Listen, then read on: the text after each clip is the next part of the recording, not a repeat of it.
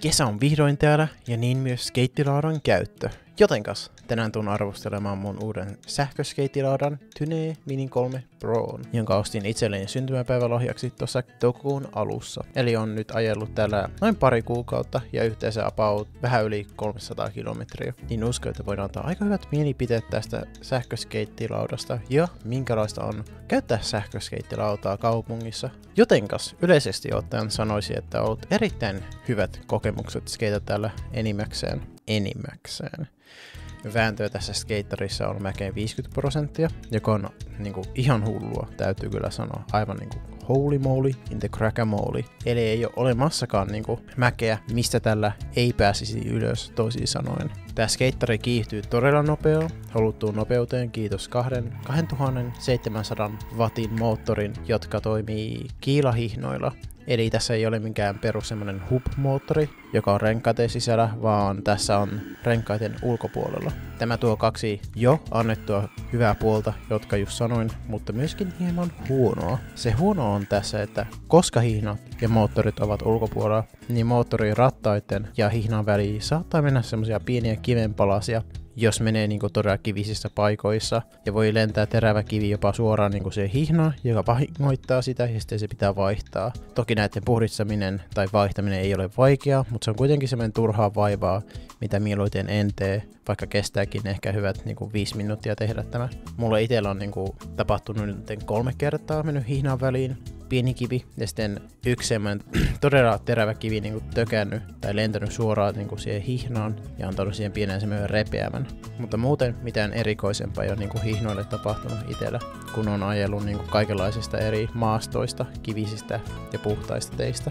Joten ei ole mikään iso juttu, mutta kuitenkin semmoinen, mikä voi ärsyttää, kun se tapahtuu. Joten tässä skaterista on myöskin semmoinen täys hihnasuojattu versio, joka on vähempi tehokkaampi, eli Mini 3. Joten jos tuo ärsyttäisi suakin todella paljon tai liikaakin, niin suosittelen valitsemaan sen täys hihnasuojatun version. Mutta jos se tuntuu, että tämmönen, että pieni kivi lentää sinne hihnojen väliin ja pitää puhistaa se sitä pois, jos se tapahtuu, ei ärsytä sua, niin voi mennä tällä paremmallakin versiolla. Valinta on sinun. Nyt siirrytään akkuun. Akku tässä on aivan siis todella loistava. Kestää todella hyvin ajaa about 30 kilometriä sanoisin omilla kokemuksilla, kun menee niin erilaisista mäistä. Ja sitten huonoistakin teistä vähäsen, ainakin täällä Oulussa. Täällä on vähän huonoja teitä myöskin aina siellä sun täällä, kun on ajanut toisella vaihteella. Jos ajaisi niin täysin pelkästään tasaisella tiellä, ekalla vaihteella, niin ainakin pääsee hyvät 35 tai jopa 40 kilometriä tällä. Akku itsestään kestää ladata about 3-4 tuntia, joten yllättävän nopea ajatellen, mitä vain kilsuja tällä saa. Ja akku on myöskin vesisuojattu, mutta en kuitenkaan suositteisi ajella vesisateella täällä missään nimessä. Ensinnäkin kaikki niinku vesi ja paska niinku lentää sun naamalle, niin siinä on heti eka asia, minkä takia ei kannata koskaan missään nimessä niinku skaterilla skeitata vesisateessa. Mutta jos on vähänkin kostea, niin ei se sinällä haittaa, jos menee tosi hitaasti, mutta silti en suositteisi ihan varmuuden vuoksi. Ohjaan tuntuu todella hyvältä kädessä ja pystyy paljon niinku muuttamaan asetuksia sovelluksen kautta, nopeutta, kiihdytystä, jarrutusta ja periaatteessa mitä vaan. Niin tässä on todella paljon vapautta näiden asioiden suhteen tässä skaterissa ja ohjaimessa. Ohjaajan itsestään on todella yksinkertainen käyttää.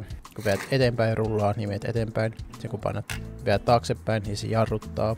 Tässä vivusta voi vetää alas, niin se menee taaksepäin. Sitten kun se on ylhäällä päin, niin sitten menee eteenpäin. Tässä skaterissa on myöskin 3 eri vaihetta, 1, 2, 3 ja sitten turbo. Takana skaterissa on myös sisäänrakennettu valo, joka syttyy kun jarruttaa. Tässäkin on 3 eri moodia, jarrutusvalo, vilkkuva ja koko ajan päällä.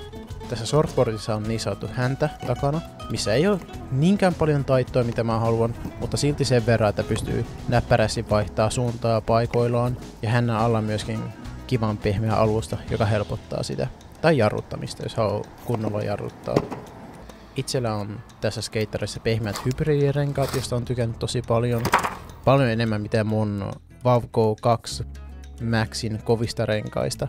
Näillä pääsee niin paljon paremmin kovimmissa pinnoissakin. Tai kivisissä, missä vain niinku pinnoilla. Tiny on tehnyt myöskin näköjään uudet renkaat, mikä tulee näiden mukana.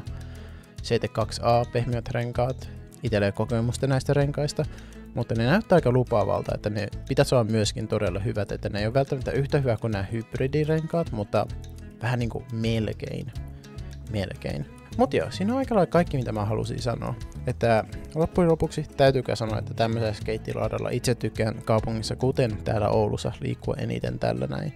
Tällä pääsee vaan niin kätevästi mihinkäs vaan. On semikevyt kantaa kaupungissa, laittaa nojaamaan johonkin, tai pääsee missä vain tiellä liikkumaan. Jotenkas tämän kokemuksen jälkeen todella vaikea mennä takaisin mihinkään niinku sähköpotkulautaan tai pyörään. Tai jopa ei edes autolla mennä, koska tuntuu, että autollakin täällä kaupungissa Oulussa on paljon hitaampaa mennä kuin itse sähköskeittilaudalla. Joten tää on itselle ollut aika semmonen 10/10 kokemus, että ehdottaisin kaikkia kerran elämässä edes kokeilemaan, jos saa mahdollisuuden, niin sähköskeittilautaa. Jotenkas siinä on aika mun loppupäätös. Aivan huippu, toisin sanoen. Joten kiitos, jos katsoit tämän loppuun asti. Jos on mitään kysymyksiä, laittakaa kommenttia, tykätkää, seuratkaa. Ja kuten aina, nähdään seuraavassa videossa. Nimeni on Antti. Tadoodles!